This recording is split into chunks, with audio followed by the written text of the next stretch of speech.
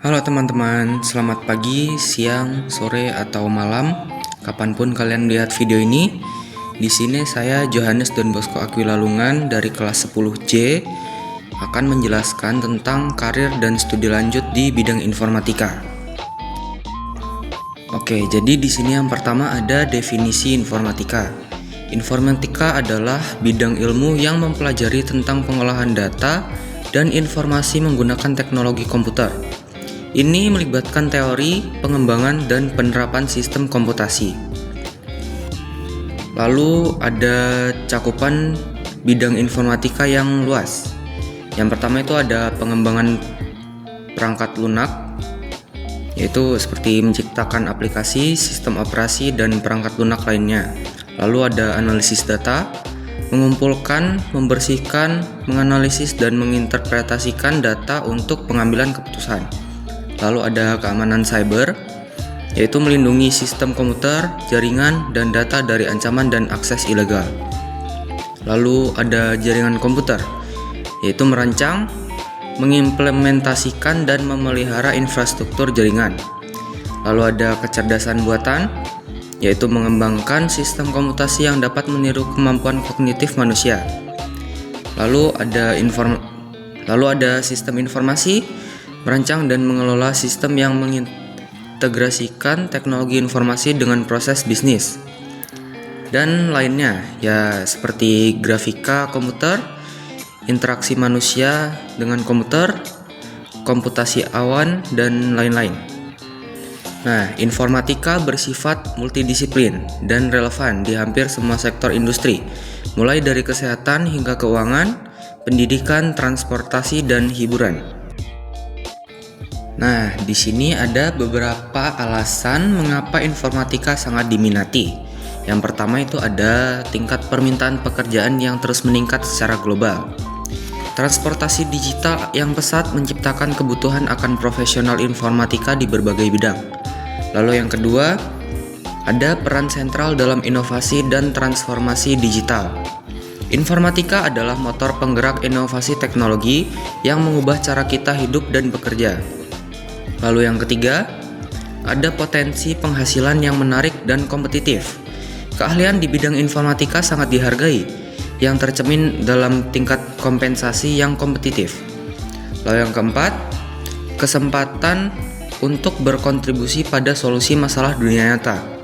Informatika digunakan untuk mengatasi tantangan kompleks di berbagai bidang, seperti perubahan iklim, kesehatan, dan pendidikan. Lalu yang kelima, lingkungan kerja yang dinamis dan menantang. Bidang informatika terus berkembang, menawarkan peluang untuk belajar dan beradaptasi dengan teknologi baru. Nah, di slide ini sampai 2 slide selanjutnya, kita akan membahas spektrum karir di bidang informatika. Sekarang yang bagian pertama, itu pilar pengembangan.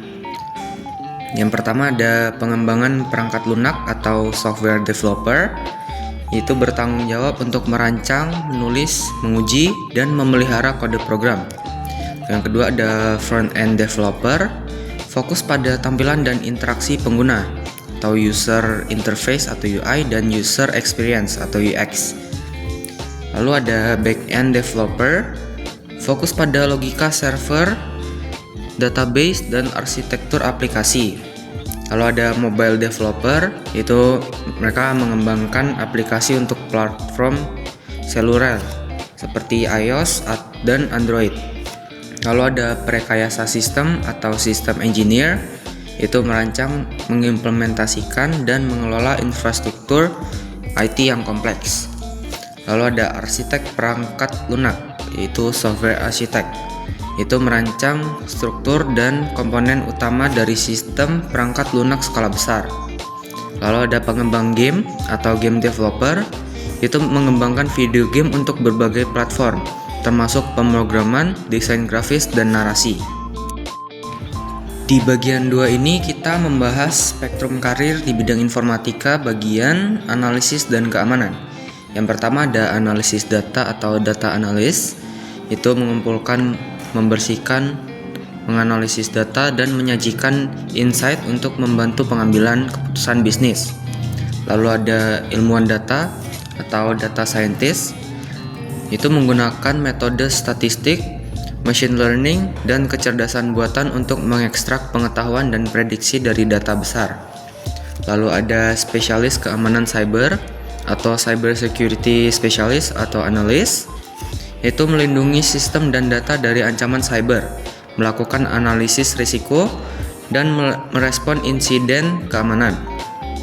Lalu ada ahli forensik digital atau digital forensic expert, yaitu menginvestigasi insiden keamanan cyber dan kejahatan digital, mengumpulkan dan menganalisis bukti digital. Nah, ini adalah bagian terakhir dari spektrum karir di bidang informatika, yaitu di bagian infrastruktur dan konsultasi. Yang pertama ada administrator jaringan dan sistem atau network and system administrator, yaitu mengelola dan memelihara infrastruktur jaringan dan sistem komputer organisasi. Lalu ada spesialis basis data atau database administrator atau engineer, yaitu merancang, mengimplementasikan, dan mengelola sistem basis data.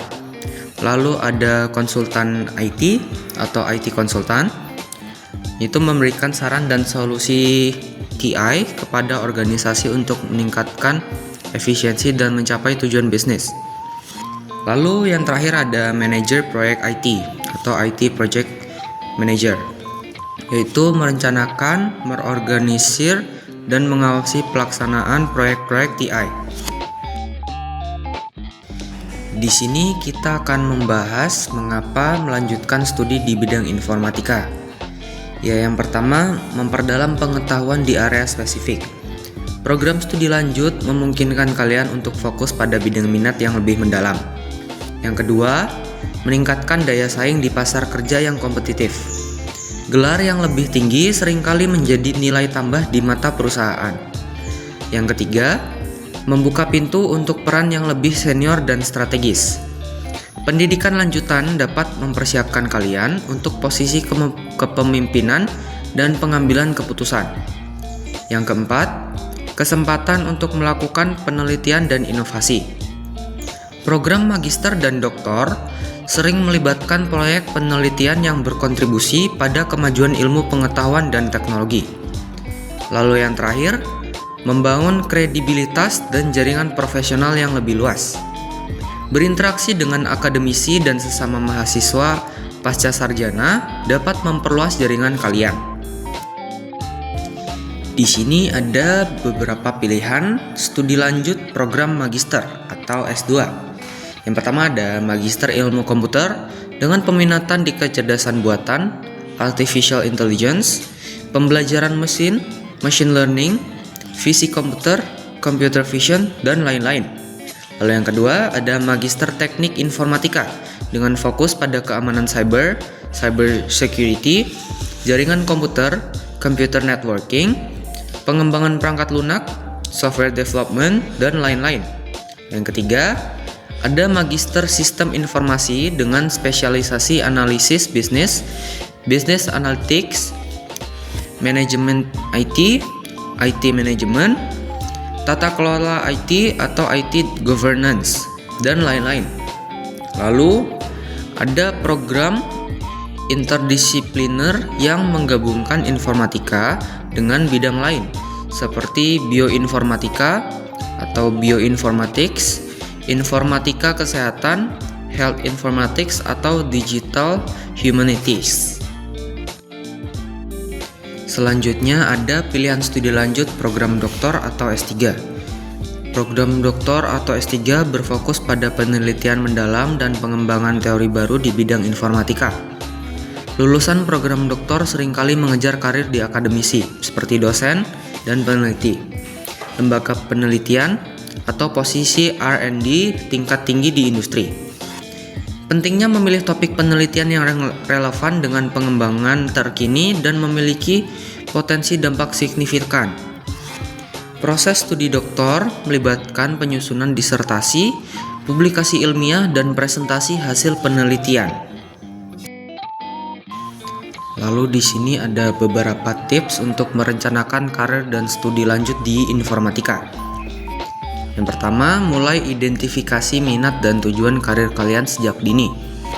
Eksplorasi berbagai bidang informatika untuk menemukan apa yang paling kalian sukai. Yang kedua, aktif mencari pengalaman. Ikuti magang, kerjakan proyek pribadi, berkontribusi pada proyek open source untuk membangun portofolio dan keterampilan praktis. Yang ketiga, bangun jaringan. Hadiri seminar, konferensi, dan bergabunglah dengan komunitas profesional dan akademisi di bidang informatika. Yang keempat, kembangkan keterampilan teknis dan soft skills secara seimbang. Selain kemampuan coding dan analisis, kemampuan komunikasi, kerja tim, dan pemecahan masalah juga sangat penting. Yang kelima, selalu ikuti perkembangan teknologi dan tren terbaru. Informatika adalah bidang yang dinamis, jadi terus belajar dan beradaptasi sangatlah penting. Yang keenam, pertimbangkan sertifikasi profesional yang relevan. Sertifikasi dapat memvalidasi keahlian kalian di area spesifik. Yang ketujuh, dan yang terakhir, lakukan riset mendalam. Pelajari tentang program studi lanjut, persyaratan masuk, kurikulum, dan peluang karir setelah lulus. Jadi kesimpulannya adalah dunia informatika menawarkan peluang karir yang luas dan menjanjikan, didorong oleh inovasi dan transformasi digital. Melanjutkan studi dapat menjadi investasi berharga untuk memperdalam keahlian, meningkatkan daya saing, dan membuka pintu untuk peran yang lebih strategis. Nah, langkah selanjutnya, mulailah eksplorasi minat kalian, cari pengalaman praktis, bangun jaringan, dan terus kembangkan diri kalian. Oke teman-teman, jadi tadi adalah penjelasan tentang karir dan studi lanjut di bidang informatika. Jika kalian suka dengan video ini, kalian bisa klik like button yang ada di bawah. Mohon maaf jika ada salah kata dan sampai jumpa di lain waktu. Terima kasih.